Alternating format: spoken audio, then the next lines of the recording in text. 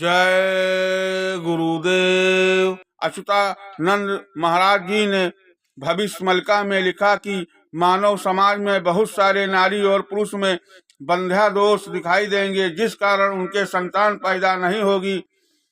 समाज में संयुक्त परिवार की परंपरा का विलोप हो जाएगा। न केवल भाई भाई अलग घर में रहेंगे, बल्कि पति पत्नी भी अलग घर में रहेंगे।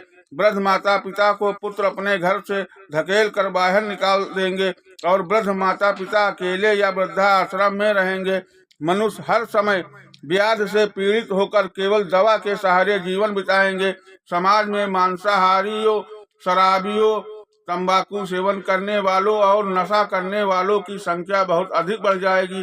संसार में गर्भपात और भ्रूण हत्या के पाप बड़ी संख्या में बढ़ जाएंगे। संसार में दूसरी पत्नी की संख्या बहुत बढ़ जाएगी। पति पत्नी के बीच में पवित्रता नहीं रहेगी। मानव समाज देवताओं की पूजा नहीं करेगा।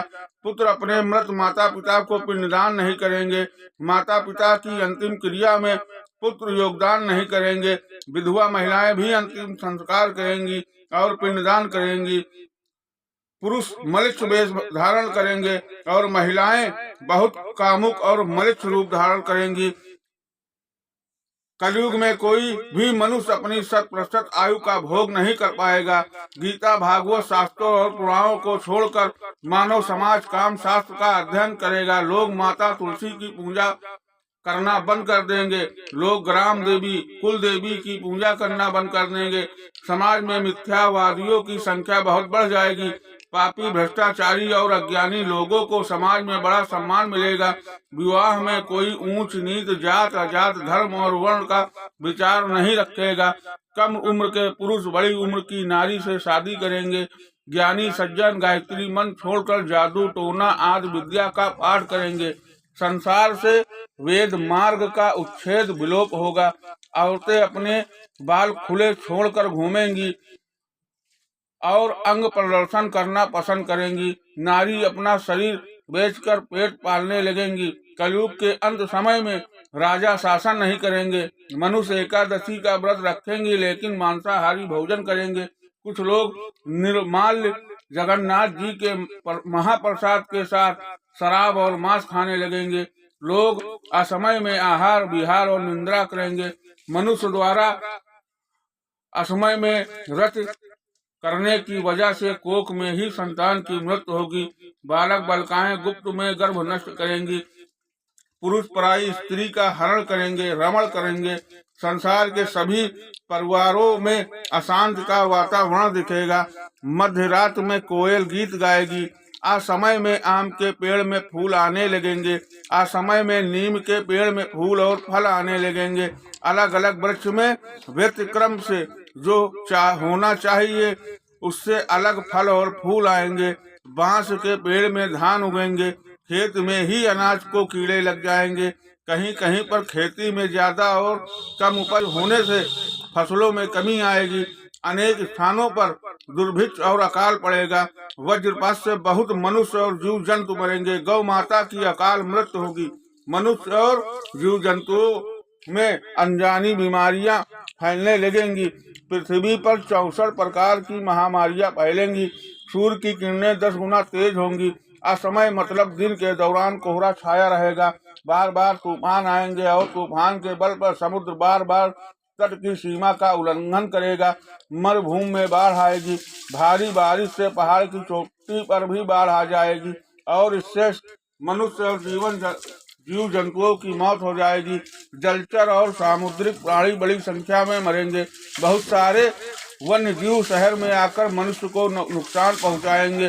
सूर्य की गर्मी से उत्तर और दक्षिण मेरू की बर्फ पिघलने लगेगी। बड़े जंगलों में आग लगेगी और उससे करोड़ों वन प्राणी मरेंगे। पृथ्वी के कोने कोने में हर महीने हर दिन भूकंप महसूस होगा। दिन में शिकार कराएंगे। मुर्गे के मुकुट का रंग लाल से सफेद हो जाएगा। बैसाख के महीने में भी कमल खिलेंगे। चारों दिशाओं में धुआं सा दिखने लगेगा। पृथ्वी के समतल और पहाड़ी क्षेत्रों में बादल फटकर बारिश होगी। हर महीने पृथ्वी कि किसी न किसी जगह पर आंधी तूफान, चक्रवाती तूफान आदि आएंगे। पृथ्वी में बहुत सारी नई और सुप्त ज्वालामुखियां जागृत होने लगेंगी। चंद्रमा की किरणें धुंधली दिखाई देंगी। सूरज की किरणें बहुत तेज होंगी। बार बार 13 दिन के पखवाड़े आएंगे। बार बार आकाश से उल्का पिंड गिरेगा। बहुत बार एक ही दिन में अमावस्या और संक्रांति होगी। बहुत बार एक ही दिन में पूर्णिमा और संक्रांति भी होगी। एक पक्ष के अंतर में ही अमावस्या पर सूर्य ग्रहण और पूर्णिमा पर चंद्र ग्रहण दिखाई देंगे। असमय में सूर्य और चांद के चारों तरफ वलय मंडल दिखेगा। बारंबार ग्रह और नक्षत्रों में अस्वाभाविक गति दिखेगी।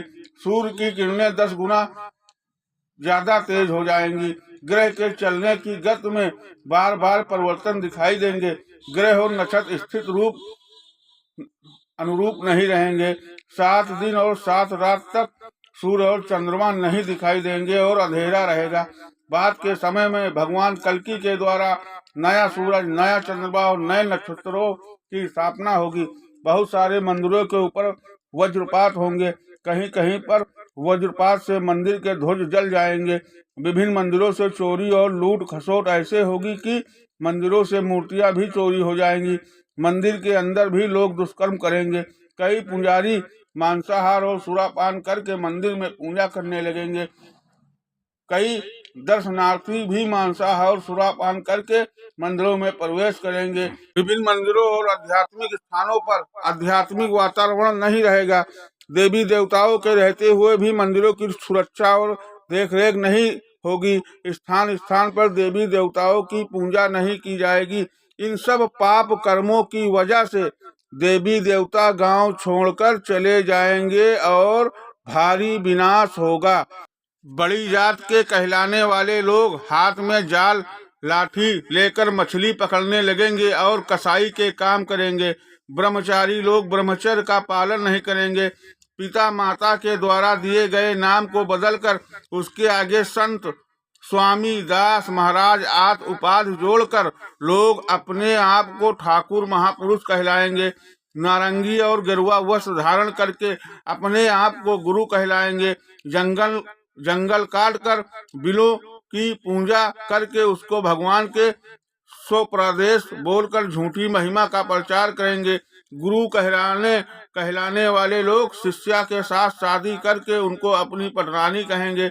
गुरु लोग अपने आप को भगवान का अवतार बताकर आत्म घोषणा करेंगे। नकली शंख चक्र दिखाकर अपने आप को भगवान कल्कि बोलकर लोगों को लूटते रहेंगे। इन सब दुष्कर्मों की वजह से आगे चलकर भारी आफत आएगी। जय गुरुदेव।